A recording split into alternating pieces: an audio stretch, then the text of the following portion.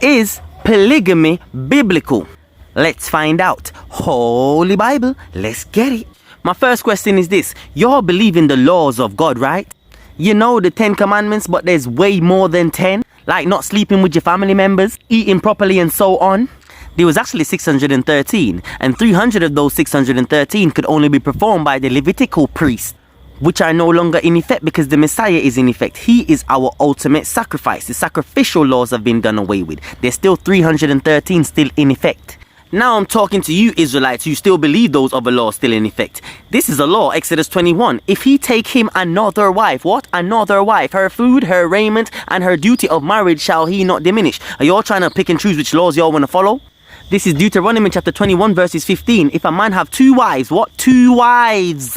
One beloved and one hated, and both of them have children. Then it shall be when he maketh his son to inherit that which he hath, that he may not make the son of the beloved firstborn before the son of the hated, which is indeed the firstborn. So the Bible is basically giving me instruction that if I got 2 wives, one of them beloved and one of them not beloved, and the one that's not beloved has a baby before the one that is beloved, I'm supposed to give the firstborn rights to the one that is righteous of it, the one that was born first.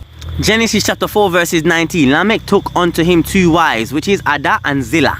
And next law, Leviticus chapter 18 verses 18. Neither shalt thou take a wife to her sister, to vex her, to uncover her nakedness beside the other in her lifetime. It's telling me that if I want 2 wives, I'm not supposed to take 2 sisters. That's a law. Now y'all always run to 1 Corinthians chapter 7, right? But this is not telling me to have 1 wife. This is telling me to get a wife to avoid fornication. Right here in verses 6, it tells me that this is not a commandment. And it actually tells me that it would be better for me not to have a wife at all, and to be celibate for the Most High. So this is just a brother telling me his opinion on how to deal with a situation.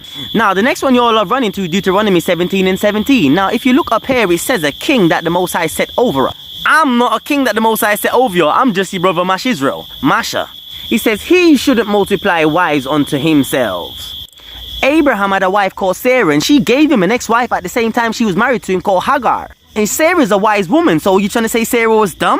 And then after Sarah died and he kicked out Hagar, he got Keturah. This is the lineage. So Jacob, the father of the 12 tribes of Israel, had 2 wives, Leah and Rachel. They both had servants, Zilpah and Bilhah. And they gave their servants unto their husband at the same time they was married to him. So he had 4 wives in all one time.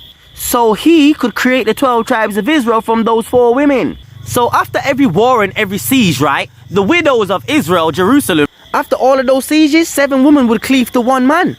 Did we not just fucking come out of slavery? Was that not a siege? So me having more than 1 wife, that's them cleaving to me, to remove reproach.